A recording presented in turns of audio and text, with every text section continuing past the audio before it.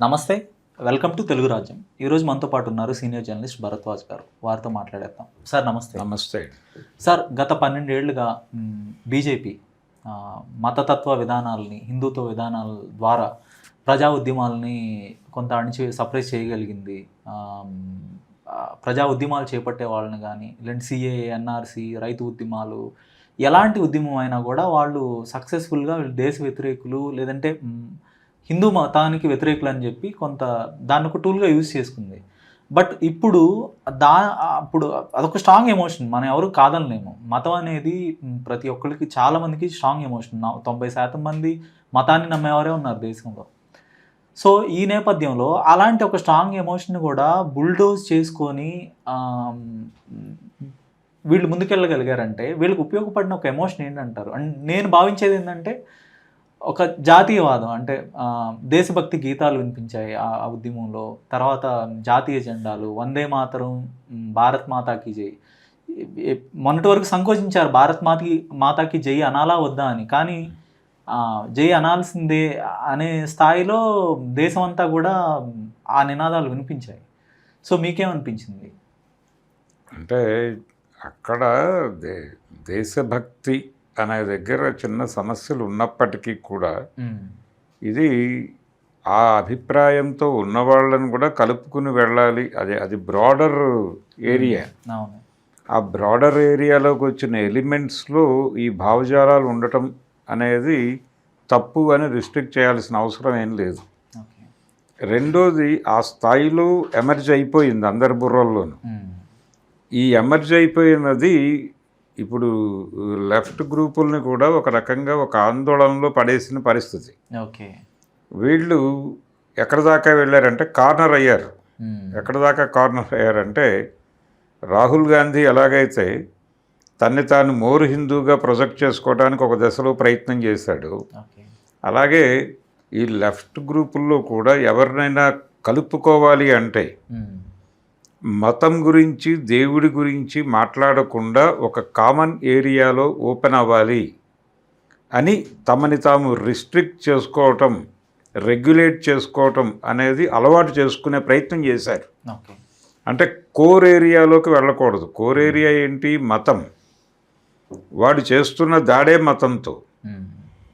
కాబట్టి మతం పేరుతో వాడు చేస్తున్న దాడి గురించి ఓపెనింగ్ డైలాగే చెప్తే ఇది రూటెడ్గా బుర్రల్లోకి ఇంజెక్ట్ అయిపోయింది కాబట్టి వాళ్ళు మన రిజెక్ట్ చేసి వెళ్ళిపోతారేమో అనేటువంటి భయం కలిగింది. విద్యార్థుల్ని కలవాలి, కొత్త విద్యార్థుల్ని పార్కుల్లోకి వెళ్ళి అక్కడికి వెళ్ళి కనెక్ట్ చేసుకోవాలంటే వాళ్ళ దగ్గరికి వెళ్ళి మతం గురించి, దేవుడి గురించి మాట్లాడకూడదు అని గ్రూప్ మీటింగ్స్లో మాట్లాడుకున్నారు చాలామంది. నేను స్వయంగా విన్నాను అది.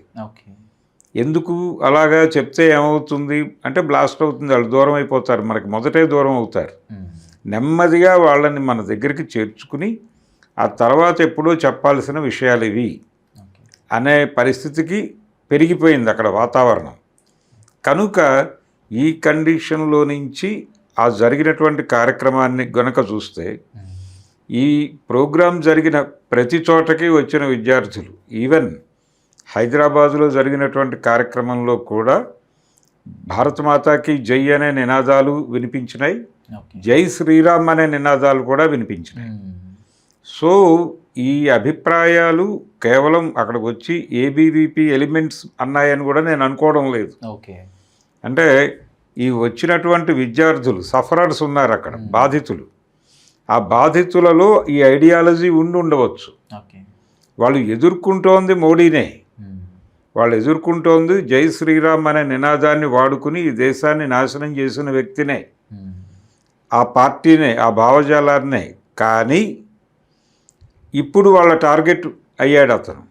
ఏది? ఈ ఇష్యూలో, ఈ నీట్ అనేటువంటి ఇష్యూలో వాళ్ళు టార్గెట్ అయ్యారు. కానీ వీళ్ళలో రూటెడ్గా ఇంకిపోయినటువంటి ఈ నినాదాలు వాళ్ళు వదిలిపెట్టలే. అక్కడికి వచ్చి కూడా భారత్ మాతాకి జై, జై శ్రీరామ్ ఈ రెండు నినాదాలు ఇచ్చారు. కాబట్టి దాన్ని పాజిటివ్గానే అర్థం చేసుకోవాలి, నెగిటివిటీ అక్కర్లేదు. ఎవరిని నెగిటివ్గా చూడాల్సిన అవసరం లేదు. ఒక కదలిక వచ్చింది, ఆ కదలికలోకి కలిసి వచ్చిన శక్తులు ఉన్నాయి. వాళ్ళు వందే మాతరమే పాడుండొచ్చు, జనగణమనలో పాడుండొచ్చు, భారత మాతాకి జై అని ఉండొచ్చు, జై శ్రీరామ్ అని కూడా అని ఉండవచ్చు. కానీ ఢిల్లీలో పెద్దగా జై శ్రీరామ్ వినిపించలేదు, కానీ హైదరాబాద్లో వినిపించింది. అయితే ఒక దశలో ఏబీవీపీ వాళ్ళు మింగిలయ్యారేమో అనుకున్నాను, కానీ కాదు. జాగ్రత్తగా గమనిస్తే అక్కడికి వచ్చినటువంటి బయట నుంచి వచ్చినటువంటి విద్యార్థుల్లో నుంచి వచ్చిన అభిప్రాయం అది. అందుకని వ్యతిరేకంగా చూడాల్సిన అవసరం లేదు, కానీ రూటెడ్గా వాళ్ళతో మాట్లాడాల్సిన అవసరం అయితే ఉంది. ఒక డైలాగులోకి వెళ్ళటానికి ఒక వేదికనైతే కల్పించగలిగింది కాక్రోచ్ జనతా పార్టీ. కాబట్టి ఆ వేదికలోకి వెళ్ళటం ద్వారా వాళ్ళకి విషయాలను అర్థం చేయిస్తూ నెమ్మదిగా ఈ భావజాలం నుంచి, ఈ ప్రభావాల నుంచి వాళ్ళని బయటికి ఈడ్చుకురావాల్సిన అవసరం కూడా వీళ్ళకే ఉంది. కాబట్టి ఇప్పుడు ఇమ్మీడియట్గా దాని మీద దాడి చేస్తే ప్రమాదం. దాన్ని టార్గెట్ చేసుకుని మళ్ళీ దాడి చేస్తారు వాళ్ళు. చూసారా మిత్రులారా, మీరు అక్కడ జై శ్రీరామ్ అన్నందుకు వీళ్ళు మిమ్మల్ని తిడుతున్నారు, కాబట్టి వీళ్ళు ఎంత దుర్మార్గులో అర్థం చేసుకోండి అని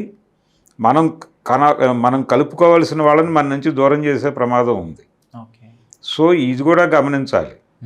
కానీ మాట్లాడటం ఆపకూడదు. మాట్లాడాల్సిన అవసరం ఉంది, వాళ్ళని కలుపుకుని వెళ్ళాల్సిన అవసరం ఉంది, వాళ్ళకి అర్థం చేయించాల్సిన అవసరం అంతకంటే ఉంది. కానీ ఈ జరిగిన దాన్ని నెగిటివ్గా చూడరాదు. సో ఫైనల్గా బీజేపీ మతతత్వ భావజాలానికి ఒక స్ట్రాంగ్ యాంటీడోట్ జాతీయవాదం, ఇలాంటి దేశభక్తి అనుకోవచ్చా? అంటే మతతత్వ భావజాలాన్ని కూడా బుల్డోజ్ చేయగలదా జాతీయవాదం? ఏమీ కాదండి, అవన్నీ మిక్స్ అయి ఉన్నాయి అక్కడ. వీటన్నిటినీ కలిపి వండారు ఒక వంటకం. అంటే జాతీయవాదం అంటే ప్రాంతీయ ప్రయోజనాలను కాలరాయటంలో భాగంగానే ఉంటుంది. అంటే positive nationalism sir, not negative, inclusive nationalism అనుకోవచ్చు. ఇంక్లూజివ్, పాజిటివ్ ఇవన్నీ కూడా ఎప్పుడైనా సరే వ్యక్తి ప్రాతిపదికనే చూడవలెను. ఒక మనిషి సమృద్ధిగా బతుకుతున్నాడా లేదా అన్నప్పుడు అక్కడి నుంచి అక్కడి నుంచి మొదలు పెడితే చాలా వైరుధ్యాలు ముందుకు వస్తాయి. అంటే ఈ ఉద్యమంలో అన్ని మతాలు, అన్ని వర్గాల వారు, చిన్న పెద్ద ఎలాంటి భేదాలు లేకుండా అందరూ ఏకతాటి మీదకి వచ్చారు, ఒక కామన్ కాజ్ కోసం పోరాడారు. సో దీన్ని పాజిటివ్ నేషనలిజంగా ఎందుకు పాజిటివ్ నేషనలిజం అనేదే మళ్ళీ ఇంకొక దుర్మార్గానికి లీడ్ చేసే వ్యవహారం అది. వ్యక్తుల సంక్షేమమే ప్రధానము, వ్యక్తులే తప్ప సంఘము, మిగిలిన సమాజము ఇవన్నీ కూడా ఒక గందరగోళమే.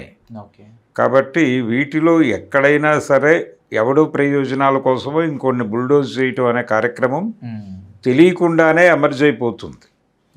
అందుకని కార్యకారణ సంబంధాల రీత్యా పరిశీలిస్తే వ్యక్తులు సుఖంగా ఉన్నారా లేదా అన్నది మాత్రమే క్రైటీరియా. ఇక్కడ వ్యక్తులు కంపార్ట్మెంటులుగా చీల్చివేయబడుతున్నారు అనే స్పృహలోకి వస్తే వాళ్ళు జాతీయవాదం చెప్పినప్పటికీ మనుషులుగా కలిసి ఉండనివట్ల విడగొట్టి ఇంకెక్కడో ఒక బూటకపు ఏరియాలో కలుపుతున్నామని చెప్తున్నారు. ఆ బూటకత్వాన్ని బద్దలు కొడితే వీళ్ళు శత్రువులు అయిపోతారు.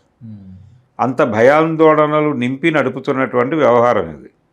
అందుకని జాతీయవాదము, మతోన్మాదము ఇవన్నీ కూడా కలగలిసి ఒక టానిక్ తయారు చేసి దేశ ప్రజలకు పట్టి చావగొడుతున్నారు.